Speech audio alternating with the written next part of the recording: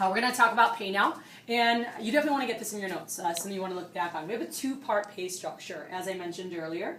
We have the base pay and we have the incentive side. Our philosophies on pay are, first of all, to have that base pay as a safety net to fall back on. So regardless of what happens in a week, they know they have a guaranteed pay. And to have the incentive for those that work harder. I don't know if any of you have ever had a job where you worked harder than other people. When you got paid the same or less due to seniority.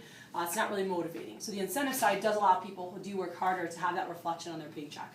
So I'm going to show you the base pay, I'm going to show you the incentive side, and then I'll show you how they work together on a weekly basis. So our representatives do always get whichever is higher of the two at the end of the week, not both.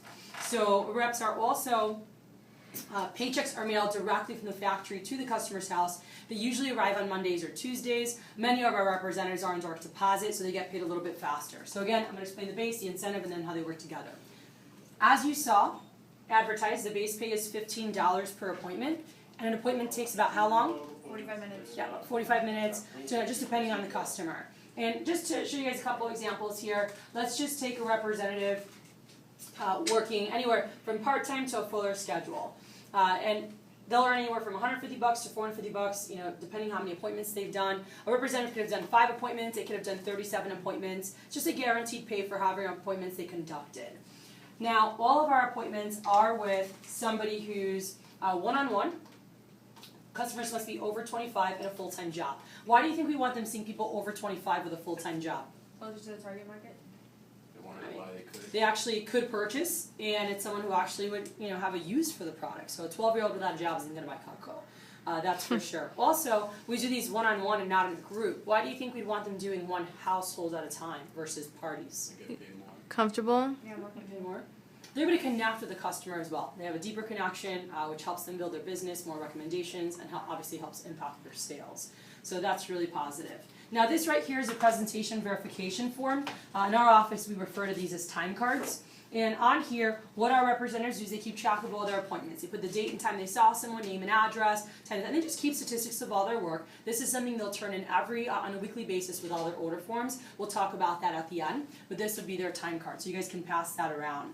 Now, that's the base pay. So they track it all there. It's guaranteed for however many appointments they did. Is that pretty clear? All right. Now, the incentive side is based off of commissions from their sales.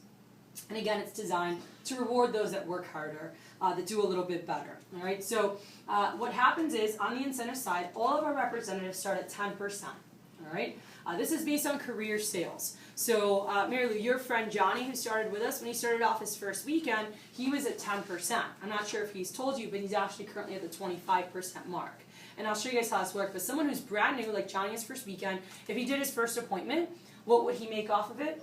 10%, which means he would earn off of an average order $20. All right. Well, he hit his first promotion by his second day on the job. He had knocked that out right in his first weekend, and he was now already at 15% in this level. So when representatives are on this level, they're earning 15%, which means he has the same exact average order of $200. Now he earns $30 off of it.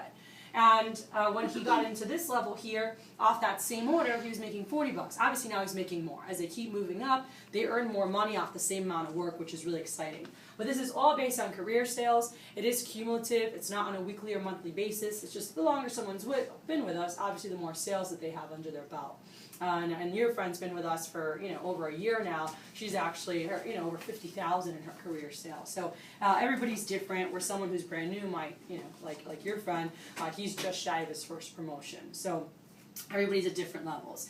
Some representatives increase quicker, some slower. It's all a numbers game, Like we said earlier, the more appointments they do, about half of them buy on national averages, about a $200 order. So the more appointments they do, the quicker they're going to move up those percentages. And for those who want to move up quicker, they have the opportunity to do that and get rewarded for their hard work. What's also nice is that once they're at a level, they never go back. They only increase. So Adriano, he left his school. He's up at Boston College.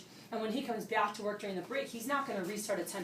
He's going to keep going right where he left off this summer. And actually, he makes a little more than 30%. There's extra incentives they can earn on top of that.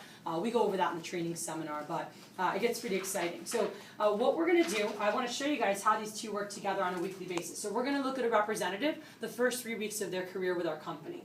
So Again, career sales is up here, so we have that on the side. We're going to go with week 1. And I'm going to take Donnie, for example, your friend. When Donnie first started, let's say he went out week 1 and he did 20 appointments. All right, we're not going to use the averages. We're going to go a little below average. Let's say he had a little bit of a slower start, started off to his 20 appointments. Well, we know that when he does 20 appointments, he's guaranteed to earn $300.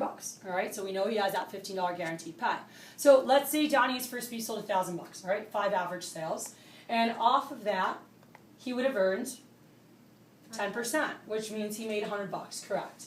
Now, as I mentioned earlier, our representatives always get whichever is higher. So what would be his paycheck for that week? $300. All right. So on a positive note, Donnie said his first promotion, which is really exciting, he'll never make 10% again. Is everyone with me here? So now he goes into week 2.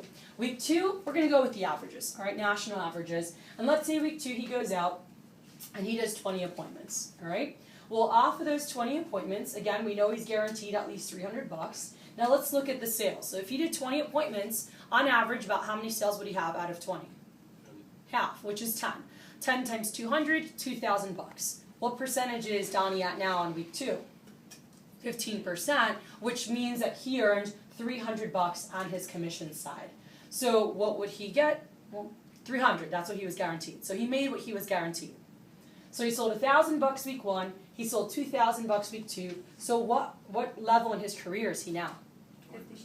He's at the 20%. He's at $3,000 now in his career. So now he goes out week 3, and let's say he does 20 appointments again. Well, guys, we're going to go a little higher average. I mean, our representatives, as they're working with us, they're doing better every week. I mean, we have our paycheck consultations we'll talk about. They're always improving. And we're going to go with a little bit higher average. This representative is now more confident, been with us 3 weeks. And we're going to use a $300 average order, which is between the national and our office average. All right? So let's say this representative, again, does 20 appointments, half 5, but now we're going to use a $300 average. So this representative, Donnie, all right, now at this level, what was he at? 20% commissions. So that means off of this work, Donnie made $600. Pretty cool. I'm not sure if you know, Donnie's well over 30%. So if he did this, he'd make a lot bigger paycheck than that. So as they move up the scale, they're earning a lot more money off the same amount of work. So which side do you think they're more focused on?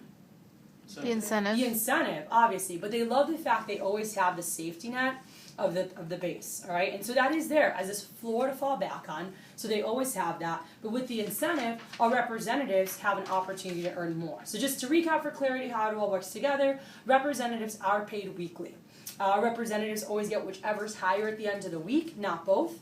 Every week, we keep track on that time card I passed around, and we track all the guaranteed pay for all the appointments they conducted. We look at the incentive side and calculate the incentive, and whichever one is higher of the two is what they'll receive on their next week's paycheck. So again, base pay provides a floor, incentive has no ceiling as to how much they can earn. Is that pretty clear? All right. Also, our representatives work as independent contractors instead of employees. All that means is they're a 1099 for taxes versus a W-2, and it's some really cool tax advantages, and for those who are selected, we'll go over that in the interview. But does it make sense why we have to be selective as to who we select for the positions? Yes. Great. Well, one of the reasons we can afford to have a pay program like that is because of the quality of our training. And then we're going to dive